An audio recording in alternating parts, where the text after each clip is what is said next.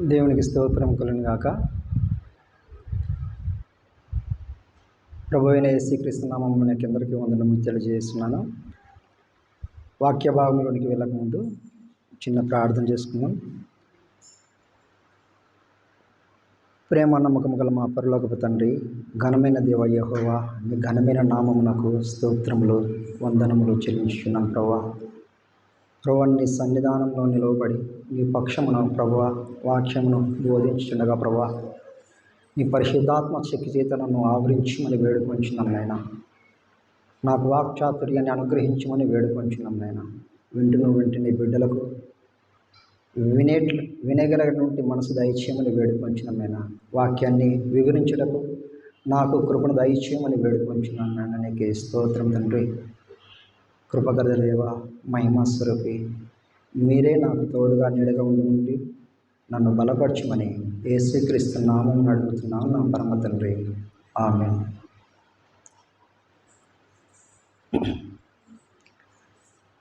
ఈరోజు చెప్పుకోబోయేటువంటి అంశము ప్రత్యక్ష గుడారమునకు ప్రాకారము ఎందులకు. ఇంతకుముందు మనము ప్రత్యక్ష గుడారాన్ని గురించి తెలుసుకున్నాము. ఆ ప్రత్యక్ష గుడారములో ఏ ఏ ఉపకరణాలు ఉన్నాయి అని ఆ ఉపకరణాల గురించి మనం ఇంతకుముందు తెలుసుకోవడం జరిగింది. అయితే ఇప్పుడు ఆ ప్రత్యక్ష గుడారపు చుట్టూ ప్రాకారము ఎందులకు అంటే, ప్రాకారం అంటే ఆ ప్రత్యక్ష గుడారపు చుట్టూ కంపౌండ్, ఒక మన భాషలో చెప్పాలంటే కంపౌండ్ ఎందులకు. అయితే ఈ ప్రత్యక్ష గుడారము ఎక్కడ వేయబడినదంటే, ఆనాడు ఇశ్రాయేల్ ప్రజల్ని మోషే గారు నడిపించినటువంటి సమయంలో అరణ్య ప్రదేశంలో ఈ ప్రత్యక్ష గుడారాన్ని వాళ్ళు ఏర్పాటు చేసినారు. అరణ్యంలో ఏముంటవి? క్రూర మృగాలు, జంతువులు అరణ్యంలో ఉంటాయి. అయితే ఆ మృగాల నుండి ఈ ప్రత్యక్ష గుడారములో ఉన్నటువంటి ఉపకరణములు పాడవకుండా ఆ ప్రత్యక్ష గుడారంలో ఉన్నటువంటి వాటిని కాపాడబడట కొరకు ఆ ప్రత్యక్ష గుడారపు చుట్టూ ప్రాకారం ఏర్పరచడం జరిగింది. అయితే భూమి మీద ఉన్నటువంటి ఈ ప్రత్యక్ష గుడారము మానవాళి మనుగడను సూచిస్తుంది. భూమి మీద ఉన్నటువంటి ఈ ప్రత్యక్ష గుడారము మానవాళి మనుగడను సూచిస్తుంది. ఒక విధంగా చెప్పాలంటే, మన చేతిలో ఉన్నటువంటి ఈ బైబిల్ గ్రంథంలో వ్రాయబడినటువంటివి అన్నీ కూడా ఈ ప్రత్యక్ష గుడారములో ఇమిడి ఉన్నవని మనం తెలుసుకొనబోతున్నాము. నిర్గమకాండము 27వ అధ్యాయము 18వ వచనం. ఆవరణపు పొడవు 100 మూరలు, దాని వెడల్పు 70 మూరలు, దాని ఎత్తు 5 మూరలు, అవి పేనిన సన్న నారవి, వాటి దిమ్మలు ఇత్తడివి. ప్రేమ నుండి దేవుని సంగమ, ఆవరణము గురించి ఇక్కడ ఈ వాక్యములో మనకు తెలియబడుతుంది. ఈ ఆవరణపు పొడవు 100 మూరలు అంట. పొడవు 100 మూరలు, దాని యొక్క వెడల్పు 70 మూరలు, దాని ఎత్తు అంటే ఈ ఆ కంపౌండ్ ఎత్తు 5 మూరలు. ఈ ప్రాకారానికి మొత్తము 60 స్తంభాలు, మన భాషలో చెప్పాలంటే పిల్లర్స్, ఇప్పుడు 60 స్తంభాలు ఏర్పరచబడడం జరిగింది. ఈ ప్రాకారం చుట్టూ ప్రత్యక్ష గుడారము చుట్టూ ప్రాకారం కట్టబడింది. ఆ ప్రాకారము మొత్తము 60 స్తంభాలతో ఏర్పాటు చేయబడింది. వాటిని గురించి మనం తెలుసుకుందాము. అయితే ఈ 60 స్తంభాలు, స్తంభానికి మధ్యలో ఒక తెర ఉంటుంది. స్తంభానికి మధ్యలో ఒక తెర ఉంటుంది. ఆ తెర యవనిక అంటారు. ఆ తెరని యవనిక అంటారు. నిర్గమకాండము 27వ అధ్యాయము 10వ వచనం చదువుకుందాం. దాని 20 స్తంభములను, వాటి 20 దిమ్మలను ఇత్తడివి. ఆ స్తంభముల వంకులను వాటి పెండె బద్దెలను వెండివి. ఇక్కడ స్తంభాల గురించి వివరించడం జరిగింది. దాని 20 స్తంభములను వాటి 20 దిమ్మలను ఇత్తడివి. అంటే పొడుగు గురించి చెప్తున్నాడు. పొడుగు 100 మూరలు అనుకుంటున్నాం కదా మనము. ఆ 100 మూరలలో 20 స్తంభాలు ఉన్నాయంట. ఆ స్తంభాల క్రింద దిమ్మలు ఉన్నవి. ఆ దిమ్మలు దేనితో తయారు చేయబడినవి? ఇత్తడి దిమ్మలు. ఆ స్తంభాల కింద ఉన్నటువంటి దిమ్మలు ఇత్తడి దిమ్మలు. ఇత్తడి దేనికి సాదృశ్యం అంటే యేసుక్రీస్తు పాదాలకు సాదృశ్యం. ఇత్తడి యేసుక్రీస్తు పాదాలకు సాదృశ్యం. యోహాను, ప్రకటన గ్రంథం రాసినటువంటి యోహానుకు దేవుడు దర్శనంలో కనపడినప్పుడు ఆ యోహాను చూసినాడు పాదాలని. ఆ పాదాలు ఇత్తడి ఆకారములో, దేవుని యొక్క పాదాలు ఇత్తడి ఆకారములో కనబడటం జరిగింది. అంటే ఆ స్తంభాలు ఎవరు అంటే మనమే ఆ స్తంభాలం. ఆ 20 స్తంభాలు ఎవరు అంటే మనమే ఆ 20 స్తంభాలు. ఆ స్తంభాల కింద ఉన్నటువంటి దిమ్మలు స్థిరమైనటువంటివి దిమ్మలు. అవి అంటే కదల్చబడినటువంటి దిమ్మలు అన్నమాట. అట్లే 11వ వచనం, అట్లే పొడుగులో ఉత్తర దిక్కున 100 మూరల పొడుగు గల యవనికలు ఉండవలెను. దాని 20 స్తంభములను వాటి 20 దిమ్మలను ఇత్తడివి. ఆ స్తంభముల వంకులను వాటి పెండెబద్దెలను వెండివి. ఇక్కడ ఒక మాట, వంకులు అనేటువంటి మాట ఇక్కడ మనకు కనబడుతుంది. ఈ వంకులు దేనికి వ్రేలాడబడి ఉన్నవి అంటే స్తంభాలకి. వంకులు అంటే కొండ్లు అనమాట, కొక్కెర్లు. ఇవి వెండివి. దిమ్మలేమో ఇత్తడివి, స్తంభాలేమో వెండివి. ఆ స్తంభాలకు ఉన్నటువంటి వంకులు అంటే కొండ్లు అన్నమాట, అవి కూడా వెండివే. ఇంకొక మాట, పడమర దిక్కు గురించి 12వ వచనం చెప్తున్నాడు. పడమర దిక్కు 50 మూరలు, 10 స్తంభాలు. 50 మూరలకి 10 స్తంభాలు ఉన్నవి, 10 దిమ్మలు ఉన్నవి. తూర్పు సైడ్ గురించి ఇప్పుడు మనము 3 దిక్కులు నేర్చుకున్నాము. ఒకటి ఉత్తర దిక్కు 100 మూరలు, దక్షిణము 100 మూరలు, పడమర 50 మూరలు. తూర్పు సైడ్ గురించి ఇంకా దేవుడు పరిశుద్ధ గ్రంథంలో క్షుణ్ణంగా వ్రాయించినాడు. 27:13 వచనంలో, తూర్పు వైపున అనగా ఉదయ దిక్కున ఆవరణపు వెడల్పు 70 మూరలు. అంటే ఉదయ దిక్కున అంటే సూర్యుడు ఉదయించేటటువంటి దిక్కు 70 మూరలు అని ఇక్కడ బయలుపరచడం జరుగుతుంది. 14, 15, 16. ఒక ప్రక్కను 15 మూరల యవనికలు ఉండవలెను. వాటి స్తంభములు 3, వాటి దిమ్మలు 3. తూర్పు సైడు ప్రత్యక్ష గుడారానికి తూర్పు సైడు ద్వారాన్ని గురించి మాట్లాడుతున్నాడు దేవుడు ఇక్కడ. ఆ తూర్పు సైడు ఒక ప్రక్క అంటే లెఫ్ట్ కావచ్చు, రైట్ సైడ్ కావచ్చు, ఒక ప్రక్క 15 మూరలు, ఇంకొక ప్రక్క 15వ వచనంలో ఇంకొక ప్రక్క 15 మూరలు. అంటే మొత్తం 50 మూరలు ఉంటుంది. ఈ 50 మూరలలో ఒక పక్కనేమో 15 మూరలు, ఆ 15 మూరలకు 3 దిమ్మలు, 3 స్తంభాలు. ఇంకొక ప్రక్కనేమో 15 మూరలు, ఆ 15 దిమ్మలకు 15 మూరలకు గాను 3 స్తంభాలు, 3 దిమ్మలు ఉన్నాయి. ఇంకా 50 మూరలు అంటే ఇంకా 30 మూరలు అయిపోయినాయి. ఇప్పుడు ఇంకా సెంటర్లో 20 మూరలు మిగిలింటాయి. ఇంకా మొత్తం 50 మూరలు అనుకున్నాం కదా. 50 మూరలలో 15 మూరలు ఒక సైడు, 15 మూరలు ఒక సైడు, 30 మూరలు అయినవి. మధ్యను 20 మూరలు ఉంటాయి. ఆ చివరి వచనం 16వ వచనం చదవండి.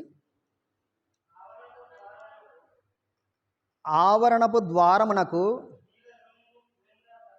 నీల ధూమ్ర రక్తవర్ణములు గల 20 మూరల తెర ఉండవలెను. అవి పేనిన సన్ననారతో చిత్రకారుని పనిగా ఉండవలెను. వాటి స్తంభములు 4, వాటి దిమ్మములు 4. ఆవరణము ద్వారాన్ని గురించి నీల ధూమ్ర రక్త వర్ణములతో అలంకరింపబడినది ద్వారం. ఆ ద్వారానికి ఎన్ని స్తంభాలు ఉన్నవి? 4 స్తంభాలు ఉన్నవి. ఈ 4 స్తంభాలు దేనికి సాదృశ్యం? ఈ 4 స్తంభాలు దేనికి సాదృశ్యం అంటే, మనకు 4 దిక్కులు ఉన్నవి: తూర్పు, పడమర, ఉత్తరము, దక్షిణము. ఈ 4 దిక్కుల నుండి ఏ దిక్కు నుండి వచ్చినా, ఎవరైనా కానీ ఏ దిక్కు నుండి వచ్చినా ఈ పరిశుద్ధ స్థలము, అతి పరిశుద్ధ స్థలంలోనికి ప్రవేశించాలంటే ఆ ద్వారం గుండానే రావాలా. ఏ ద్వారం గుండా రావాలా? ఆ 4 స్తంభాల మధ్యలో ద్వారం ఉంది, ఆ ద్వారం గుండానే రావాలా. యేసుక్రీస్తు ప్రభు గారు కూడా అంటున్నాడు, ఏమంటున్నాడు? తండ్రి యొద్దకు వెళ్ళాలంటే నా ద్వారా తప్ప ఎవడునూ పరలోక రాజ్యమునకు ప్రవేశింపనేరుడు అని చెప్తున్నాడు. తండ్రి యొద్దకు వెళ్ళాలంటే, అంటే ఈ ప్రత్యక్ష గుడారము ఏమి మనకు కనపడుతుందంటే, పరిశుద్ధ గ్రంథములో వ్రాయబడినటువంటి అక్షర రూపకంలో ఉండేటువంటివి వస్తు రూపకంలో మనకు కనపడుతున్నవి. ప్రత్యక్ష గుడారములో పరిశుద్ధ గ్రంథములో అక్షర రూపకంగా దేవుడు మనకు రాయించాడు. అయితే అదే ప్రత్యక్ష గుడారంలో వస్తు రూపంలో మనకు కనబడుతున్నాయి. 4 దిమ్మలు, 4 స్తంభాలు, 4 దిక్కులకు సూచనగా ఉన్నవి. ఇటు సైడు ఉత్తరము, దక్షిణము 20 స్తంభాలు ఉన్నవి. ఆ 20 స్తంభాలు దేనికి సాదృశ్యం అంటే, సంఖ్యాకాండము 1వ అధ్యాయము 3వ వచనము. సంఖ్యాకాండము 1వ అధ్యాయము 3వ వచనము. ఆ 20 స్తంభాల గురించి మనం తెలుసుకొనబోతున్నాము. ఇశ్రాయేలీలలో సైన్యముగా వెళ్ళువారిని, అనగా 20 ఏండ్లు మొదలుకొని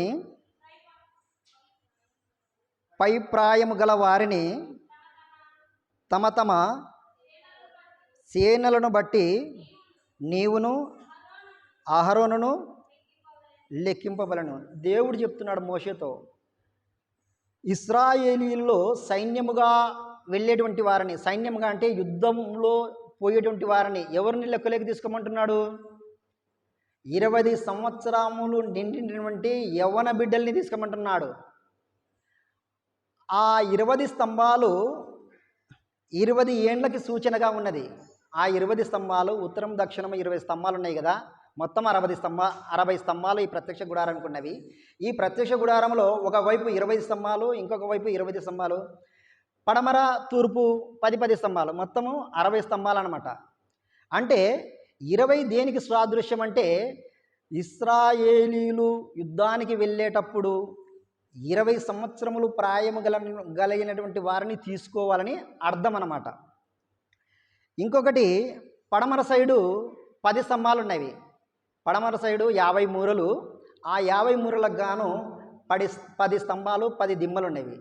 ఈ 10 స్తంభాలు దేనికి సాదృశ్యము? 10 అనగానే మనకు ధర్మశాస్త్రం గుర్తొస్తుంది. ధర్మశాస్త్రంలో మనకి 10 ఆజ్ఞలు దేవుడు మనకు వ్రాయించి ఉన్నాడు. ఇంకొకటి, ఎత్తు కనపడుతుంది మనకి, 5 మూరలు ఎత్తు, 5 మూరలు. 5 అంటే మనకేం గుర్తొస్తుంది? బుద్ధి కలిగినటువంటి కన్యకలు, బుద్ధి లేని కన్యకలు. వాళ్ళు ఎంతమంది? 5 మంది. 5 మంది బుద్ధి కలిగినటువంటి కన్యకలు, 5గురు బుద్ధి లేనటువంటి కన్యకలుగా మనం చూసుకుంటున్నాం.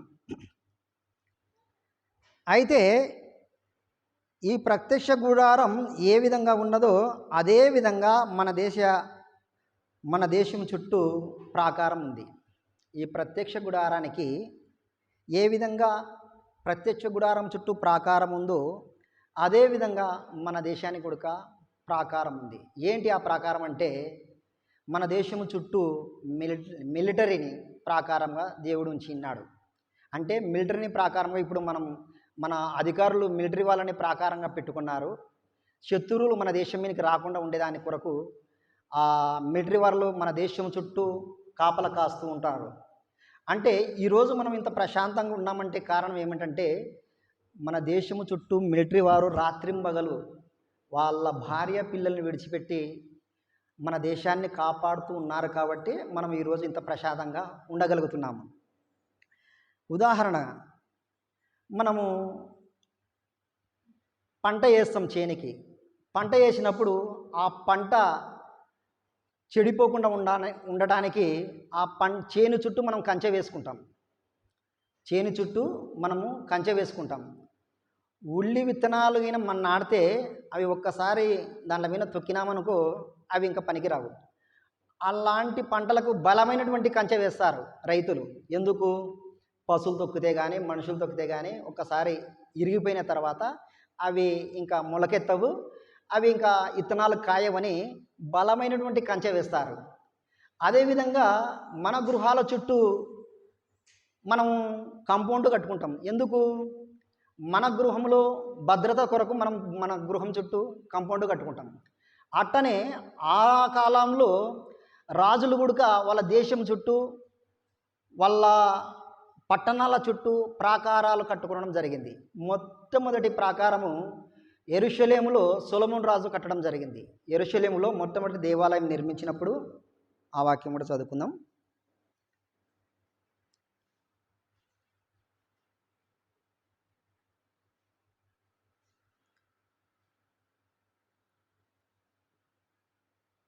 ఒకటవ రాజులు 3వ అధ్యాయము 1వ వచనం. తరువాత సొలొమోను ఐగుప్తు రాజైన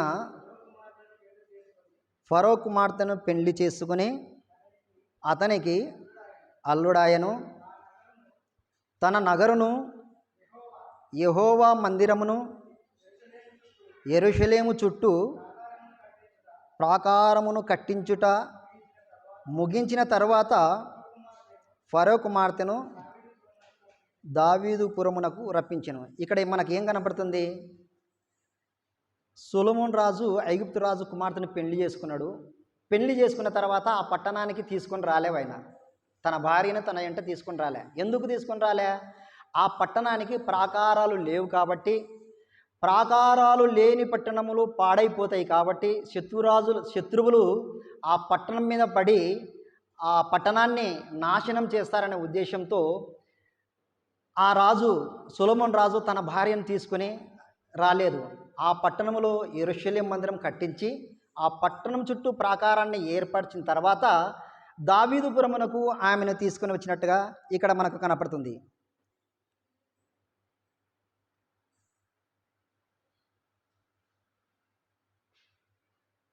యెషయా గ్రంథము 60వ అధ్యాయము 18వ వచనం.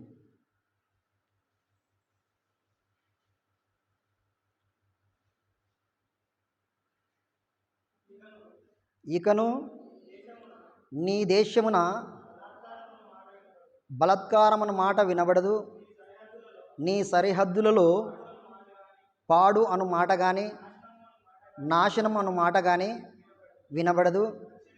రక్షణయే నీకు ప్రాకారములనియు ప్రఖ్యాతియే నీ గుమ్మములనియు నీవు చెప్పుకొందువు. మనకు ఒక విశ్వాసికి రక్షణయే ప్రాకారముగా ఉంటుంది. విశ్వాసికి మనకు ప్రాకారం ఏంటంటే రక్షణ. అది ఏ రక్షణ? యేసుక్రీస్తు మనకిస్తున్నటువంటి రక్షణయే మనకు ప్రాకారం. మన దేశము చుట్టూ ప్రాకారం ఏ విధంగా ఉందో ఆ ప్రాకారం ఉన్నప్పుడు ఆ ఊరిలో ఆ దేశంలో బలాత్కారం అనే మాట వినబడదంట, పాడు అనే మాట వినబడదంట, నాశనం అనే మాట వినబడదంట. ఎందుకంటే ఆ దేశం చుట్టూ ఆల్రెడీగా రాళ్ళ చేత బలమైనటువంటి ప్రాకారాలు, బలమైనటువంటి కోటగోడలు వాళ్ళు కట్టుకోవడం జరిగింది. కొన్ని రోజులకి నెబుకద్నెజర్ రాజు యెరూషలేము మీద దండయాత్ర చేసినప్పుడు ఆ యెరూషలేము చుట్టూ ఉన్నటువంటి ప్రాకారం పడద్రోయబడింది. అది ఎవరు మొదట పడేసినారంటే ఇశ్రాయేలు ప్రజలే. ఇశ్రాయేలు ప్రజలు 12 గోత్రికులు కదా.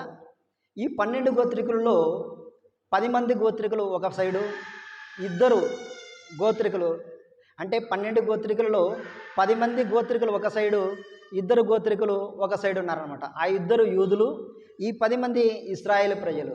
ముందు ఇశ్రాయేలు ప్రజలే ఆ ప్రాకారాన్ని పడగొట్టడం జరిగింది. ప్రాకారాలు పడగొట్టిన తర్వాత శత్రువులు ఇంకా సులువుగా ఆ దేశాన్ని నాశనం చేయడానికి వీలుగా ఉంటుందన్నమాట. దేవుడు అంటున్నాడు ఇశ్రాయేలు ప్రజలతో ఏమంటున్నాడంటే, దేవుడు ఇశ్రాయేలీలను యెరూషలేమునకు వెళ్ళమని చెప్పితే ఆ ప్రజలు అంటున్నారు, దేవా ఆ పట్టణానికి ప్రాకారములు లేవు కదా, ప్రాకారములు లేని ఆ పట్టణంలో మేము ఎలా సురక్షితముగా ఉండగలము?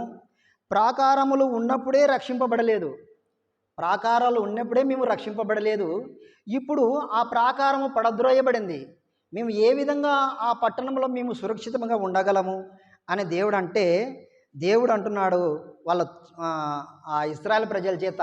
ఫస్ట్ మనం మూలవాక్యం చదువుకున్నాం కదా, జకర్యా 2వ అధ్యాయము 5వ వచనము. దేవుడు అంటున్నాడు, ఆ పట్టణంలో యెరూషలేము చుట్టూ ప్రాకారాలు లేవు కదా ప్రభువా, మమ్మల్ని యెరూషలేమునకు మేము పొమ్మంటున్నారు, ప్రాకారం లేని ఆ పట్టణం మేము ఏ విధంగా సురక్షితంగా ఉండగలము? ఉండలేము కదా అని ఇశ్రాయేలు ప్రజలు దేవునితో అంటుంటే దేవుడు అంటున్నాడు, నేను దాని చుట్టూ అగ్ని ప్రాకారముగా ఉందును, నేను దాని మధ్యను నివాసినై మహిమకు కారణముగా ఉందును. ఇదే యెహోవా వాక్కు. దేవుడు వారికి ఒక భరోసా ఇస్తున్నాడు, నేను మీకు తోడుగా ఉన్నాను. ఇప్పుడు మనుషులు నిర్మించినటువంటి ఆ కోట గోడలు అక్కరలేదు, నేనే ఆ దేశం చుట్టూ అగ్ని ప్రాకారంగా ఉంటాను అంటున్నాడు. ఉంటాను అని ఇశ్రాయేలు ప్రజలతో దేవుడు చెప్తున్నాడు. నిజంగా ఉంటాడా అంటే ఖచ్చితంగా ఉంటాడు. మనకు ఒక విషయం చూసుకుందాం. 2వ అధ్యాయము 6వ అధ్యాయము 13వ వచనంలో 15వ వచనం 6:15 ఒక దైవజనుని గురించి ఎలీషా దైవజనుడు ఉన్నాడు. ఆ ఎలీషా దైవజనుడు దోతాను అనే ప్రాంతంలో నివాసం చేస్తున్నాడు. దైవజనుడు ఆయన పనివారు నివాసం చేస్తున్నారు. అయితే ఆ దైవజనుడు ఎవరికి రక్షణగా ఉన్నాడంటే ఇశ్రాయేలు ప్రజలకు రక్షణగా ఉన్నాడు. సిరియా దేశపు రాజు ఇశ్రాయేలు ప్రజలను జయించాలని ఆ ఇశ్రాయేలు దేశం చుట్టూ ఎక్కడో ఒకవైపు సైన్యాన్ని దించేటువంటి వాడు. సైన్యాన్ని దించితే ఇశ్రాయేల్ దేశాన్ని జయించాలని సైన్యాన్ని దించితే ఆ దైవజనునికి దేవుడు చెప్పేటువంటి వాడు ఏమని, పలానా దేశం నుండి శత్రువులు మీకు పొంచి ఉన్నారు, నీవు నీ రాజుకు, ఈ ఇశ్రాయేల్ దేశపు రాజుకు నువ్వు ఈ విషయం తెలియపరచు అని ఆ ఎలీషాతో దేవుడు చెప్పినప్పుడు ఆ ఎలీషా అయినటువంటి దైవజనుడు ఆ రాజుకు తెలియపరిచేవాడు. రాజు ముందుగానే వాళ్ళు రాకముందుకే శత్రువులు అటువైపు అంటే తూర్పు సైడ్ కానీ, పడమర సైడ్ కానీ, ఉత్తరం కానీ, దక్షిణ కానీ రాకముందుకే బలమైనటువంటి సైనికులను దించేటువంటి వాడు, వాళ్ళని ఓడించేటువంటి వాడు. ఒకసారి ఈ సిరియా దేశపు రాజు అంటున్నాడు వాళ్ళ సేవకులతో, ఎందుకు మనము అన్ని దేశాలను జయిస్తున్నాము, ఇజ్రాయెల్ దేశాన్ని మనం ఎందుకు జయించలేకపోతున్నాము అని వాళ్ళ ప్రజలను అడిగినప్పుడు, ఆ సైన్యంలో ఉన్నటువంటి వారిని అడిగినప్పుడు వారిలో ఒకడు అంటున్నాడు, రాజా ఆ దేశంలో ఒక దైవజనుడు ఉన్నాడు, ఆ దైవజనుడు వారి దేవుడు మనము వెళ్ళుచున్నటువంటి సంగతి ఆయనకు బయలుపరుస్తున్నాడు, అందువలనే మనము వాళ్ళని జయించలేకపోతున్నాం. మనకంటే ముందుగా ఆ ఇజ్రాయెల్ దేశపు రాజు మనకంటే బలమైన సైనికులను దించుతున్నాడు, దీనికి ఓడిపోతున్నాం మనము అని చెప్పినప్పుడు ఆ రాజు అంటాడు, సిరియా దేశపు రాజు, ముందు ఆ దైవజనుని మనము చంపేద్దాం, ముందు దైవజనుడు లేకపోతే ఆ దైవజనుని మనము చంపి పడేస్తే ఇక ఇజ్రాయెల్ దేశాన్ని ఎవరు కాపాడలేరు కదా అని చెప్పేసి ఆ దైవజనుని చంపడానికి వస్తారనమాట. చంపడానికి వచ్చినప్పుడు తెల్లవారుజామున వేకువజామున వారి పశువులకి మేత వేయడానికి ఎలీషా పనివాడు బయటకు వస్తాడు. ఆ ఇంట్లో నుండి బయటకు వచ్చినప్పుడు వారి చుట్టూ గుడుక శత్రువులు నిండిగా చూస్తాడనమాట. దైవజనుడా భయపడి వాళ్ళని చూసి ఇంకా మనం చచ్చిపోతున్నామని చెప్పి, దైవజనుడా ఇక మనం చావబోతున్నాము, మన చుట్టూ సిరియా దేశపు రాజు సైన్యం నుంచి ఉన్నాడు అని ఆ దైవజనుడితో అన్నప్పుడు దైవజనుడు అంటున్నాడు,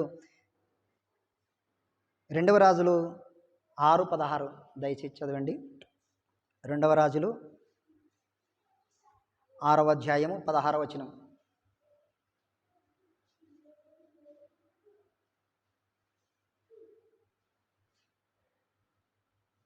2వ రాజు, అతడు దైవజనుడు అంటున్నాడు పనివాడితో, అతడు భయపడవద్దు, మన పక్షముననున్నవాడు వారికంటే అధికులై ఉన్నారని చెప్పి యెహోవా వీడు చూచునట్లు దయచేసి వీని కండ్లను తెరువమని ఎలీషా ప్రార్థన చేయగా యెహోవా ఆ పనివాని కండ్లను తెరవజేసెను. గనుక వాడు ఎలీషా చుట్టూను పర్వతము, అగ్ని, గుర్రముల చేత, రథముల చేతను నిండుట చూచెను. దేవునికి స్తోత్రం కలుగును గాక. ఈ పనివాడు ఎలీషాకు ఎప్పుడైతే చెప్పినాడో ఎలీషా దేవునికి ప్రార్థన చేసినాడు, ప్రభువా ఆ పనివాని కళ్ళు తెరువు ప్రభువా అని చెప్పినాడు. అంటే ఈయనకు కళ్ళు లేవా? ఈయన గ్రుడ్డివాడా? ఈ యుగ సంబంధమైనటువంటి దేవత మనకు గ్రుడ్డితనం కలగజేస్తుందంట. ఈ యుగ సంబంధమైనటువంటి దేవత మనకు గ్రుడ్డితనం కలగజేస్తుంది. ఆ గ్రుడ్డితనం పోవాలంటే దేవుడు మనకు ఆ వరాన్ని అనుగ్రహించాలి, చూచేటువంటి వరాన్ని అనుగ్రహించాలి. దైవ సేవనికి ఎలీషాకు తెలుసు, నా చుట్టూ యెహోవా దేవుడు అగ్ని గుర్రముల చేత, అగ్ని రథముల చేత నా చుట్టూ కాపలాగా ఉంచిన్నాడు, నన్ను శత్రువులు ఏమి చేయలేరని దైవజనుడికి తెలుసు. కానీ పనివానికి తెలియదు. ఎప్పుడైతే ఈ దైవజనుడు ప్రార్థన చేసి ఉన్నాడో ఎలీషా గుడుక వారిని చూడడము జరిగింది. ఎలీషా గుడుక ఆ అగ్ని గుర్రాలని, అగ్ని పర్వతాన్ని చూడడము జరిగింది. అంటే ఇక్కడ జకరియా గ్రంథములో 2:5 ఏమంటున్నాడు? నేను ఆ దేశము చుట్టూ అగ్ని ప్రాకారంగా ఉంటాను. అంటే మనుషులు నిర్మించినటువంటి కోట గోడలు అక్కర్లేదు, నేనే ఆ దేశం చుట్టూ ప్రాకారంగా ఉంటాను. ఎప్పుడు ఉంటాడు ప్రాకారంగా? మనము దేవునికి నమ్మకంగా ఉండినప్పుడు దేవుడు మనకు ప్రాకారంగా ఉంటాడు.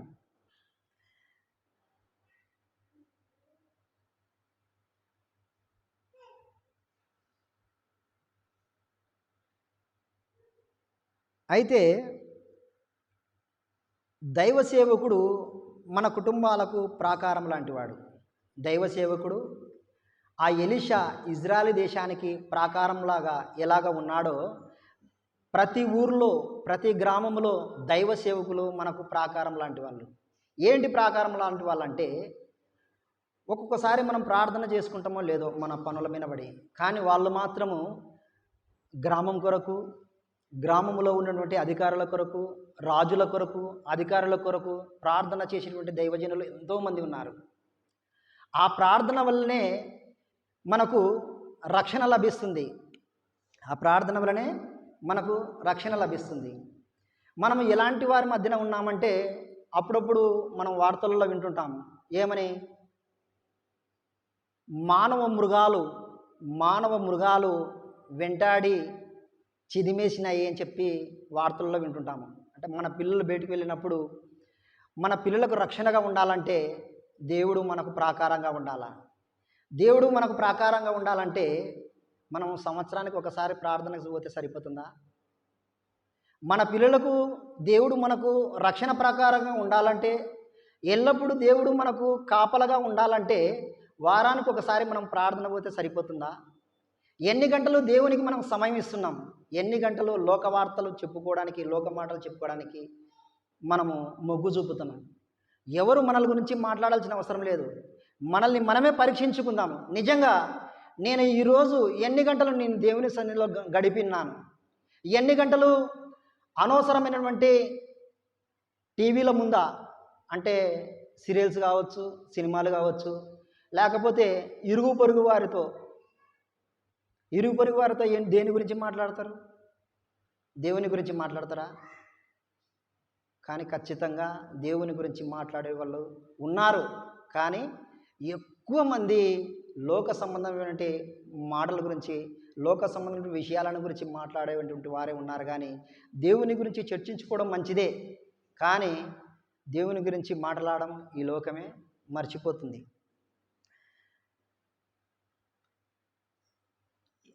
యేసన్న గారు ఈ ప్రాకారాన్ని గురించి ఒక పాట రాసినాడు. దైవజనులైనటువంటి యేసన్న గారు ప్రాకారాన్ని గురించి ఒక పాట రాసినాడు. అది చరణం నాకు గుర్తులేదు. నిరక్షణయే ప్రాకారములని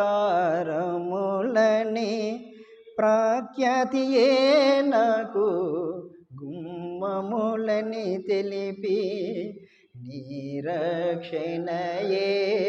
ప్రాకారములని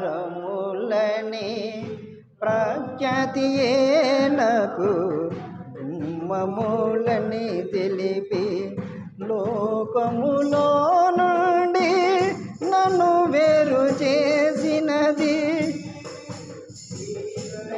సంకల్పమే.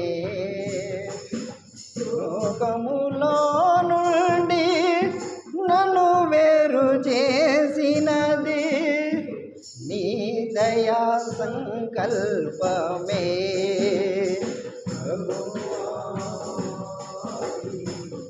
కలువరి త్యాగము చూపెనే పరిశోధతను.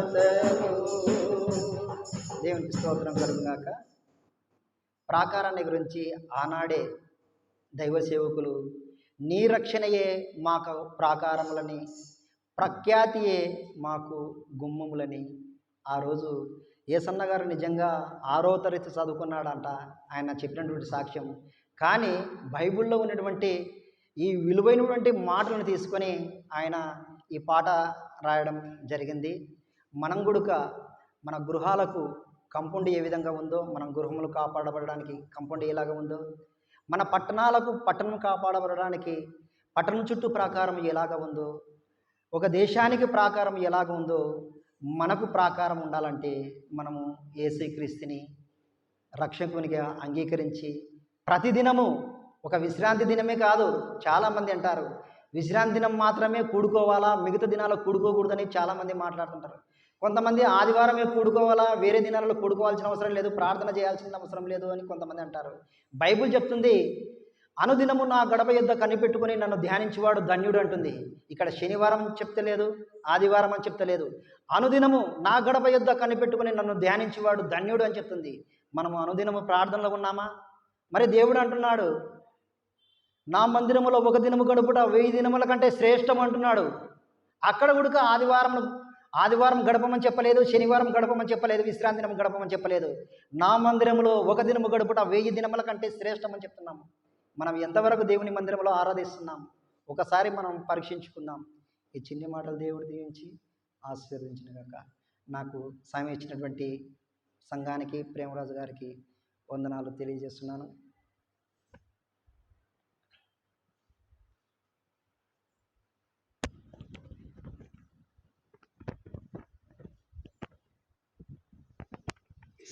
ఇది